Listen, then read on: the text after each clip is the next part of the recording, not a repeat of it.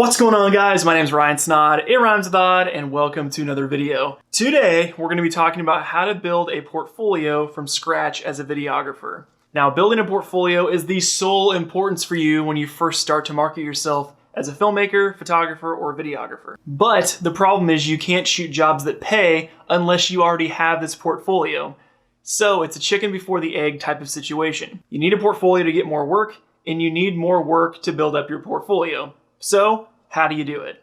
That's the paradigm we're going to be covering in today's video. If you get value from this video, make sure to give it a huge thumbs up, and let's go.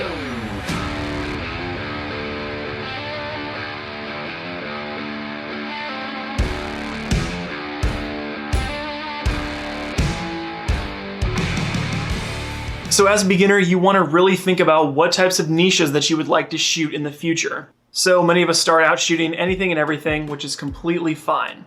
But when you get to the point where you have a portfolio that's built up of a ton of different things in different industries that aren't related to anything, but then it's not as appealing to anyone unless they are really just price shopping for the cheapest vendor, which we want to avoid like the plague. I ran into this after my first couple years in business because I had a ton of different work, from weddings to real estate to corporate, fitness, my YouTube channel, and a bunch of other stuff, which was great to learn the actual tactical stuff of shooting videos, which is fine. In my defense, I was testing the different waters to see what I like to shoot, and I encourage most of you to do that. But from a marketing perspective, if you don't have a ton of stuff to show in your portfolio, people really don't trust that they can feel confident about booking you. So be conscious of this and invest your time wisely. I would recommend finding the videos that you like to shoot and then get a ton of portfolio work in that niche. So to review, test a bunch of different stuff, shoot different industries like real estate, corporate, weddings, whatever it is. Once you find a niche that you really enjoy, then really lean into it and beef your portfolio up based on that so you can use it to market. In addition to shooting for free in the niche that you want, offer to help out on shoots as much as you possibly can as a production assistant or crew to get more experience. Oftentimes these gigs will lead to more paid work down the road, and they build great relationships with other production professionals in the industries in your area. And if you help out as a production assistant or an audio or a grip or a tech lighting guy on one of these productions, it may lead to more paid work down the road when they need you to direct, shoot, edit, color, etc.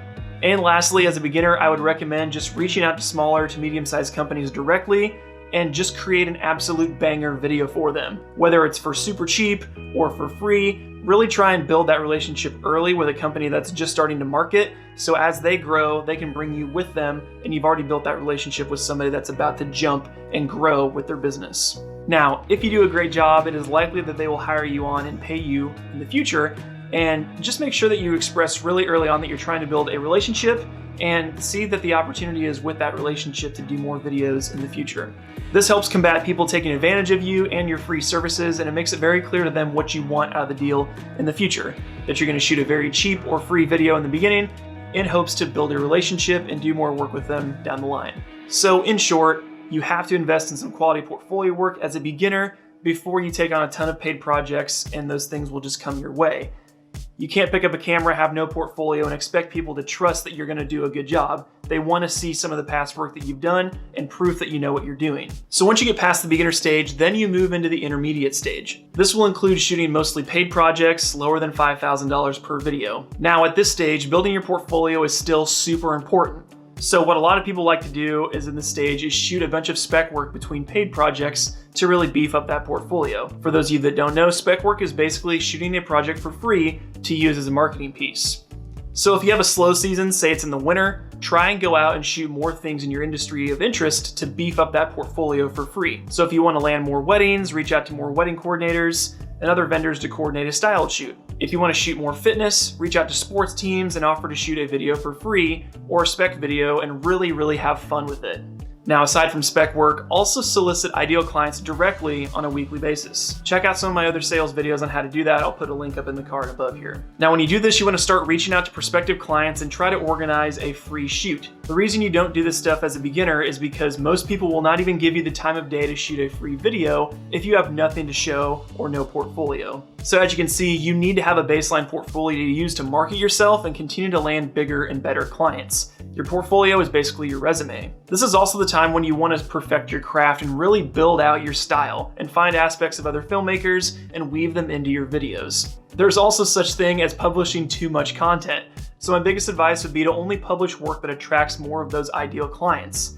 And again, this is only for intermediate videographers that have consistent flow of paid work, and you can be selective about what you promote on your social media and on your website. So let's say you shoot 30 to 40 weddings a year, and you're trying to get out of weddings and into more corporate work, which there's a lot of people watching this video that are probably in that boat. So what I would suggest is only publish 1 or 2 of the best weddings of the year that you did instead of all 40, and try to really dial in your website and your social media to attract more corporate clients, because that's who you're trying to attract with your work. If I'm a business owner and I'm looking through your site and all I see are wedding videos, I'm probably not going to feel super confident to contact you about a business promotional video for my business. And the same can go for a wedding, gym owners, fitness videos, whatever your niche is. If you focus heavily on one of those niches on your website, it's going to dilute your message and it's going to make you seem like you're not a very good specialist in that person's area. It's a very fine line to walk for sure. And that leads us into the higher end professional. This bracket is charging upwards of $5,000 per video and they're booked out consistently. They likely focus on one area or are starting to hire out a team so that they can have more bandwidth and shoot more videos. And this is the point when most professionals stop trying to build out their portfolio,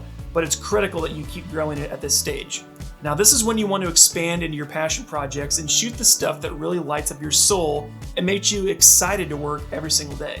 The goal is to use this work to attract your dream projects. Not only paid work, but paid work that is a huge budget and gets you super fired up. Essentially, through this whole process, you never want to stop creating and always have cool thoughts and creative concepts that you're trying to pitch to that next level client that you want. At this stage, you'll likely be turning away projects that you have smaller budgets for and aren't in your wheelhouse. And that's great. You want to really lean into what makes you happy to shoot and what the supply and demand chain requires for you in your area. Sorry for the lighting, the sun looks like it's going down, so we'll try and make this quick here. Now that you know the steps on how to grow your portfolio, I want to make sure that we're really clear on which platforms you're using to promote your reel or your portfolio on. The big 2 that I recommend people use are Vimeo and YouTube. Both have their pros and cons, but in a general sense, video has much more of a portfolio that is professional when it's on Vimeo. There's no ads, no sidebar banners, and no distractions. People just look at your work and that's it. But the problem with Vimeo is that it's really hard to get your work found in the search bar. Unless people are linking directly from your website to your Vimeo, chances are people are not watching your stuff. Vimeo's search feature sucks so bad, and it's really hard to find people on that platform.